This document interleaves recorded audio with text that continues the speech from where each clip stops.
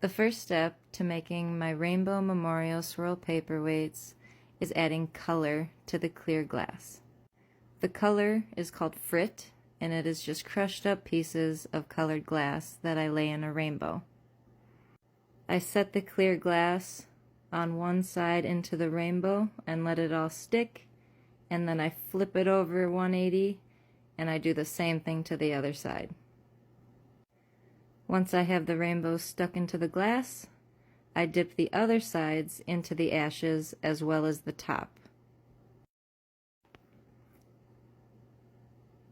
After I get the ashes on, I like to shape up the piece before I go heat it all together. Here you can see me melting everything I just added together. After everything's all melted together, I take a tweezers and I give it a swirl. I love how this swirl turned out. After that cools enough, I go dip into the furnace of clear glass, encasing all the work that I just did. Here you can see me using a wet piece of newspaper to give the paperweight its shape. This is one of my favorite parts because you actually get to touch the glass.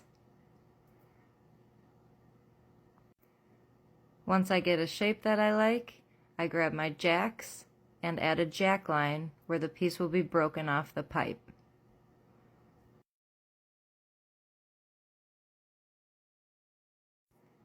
As you can see, the colors look so much different when it is 2000 degrees compared to room temperature.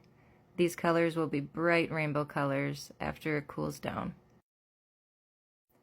Once the piece is cool enough, I take a butter knife, give it a tap at the jack line, and then a tap onto the blowpipe, and then it is free from the pipe.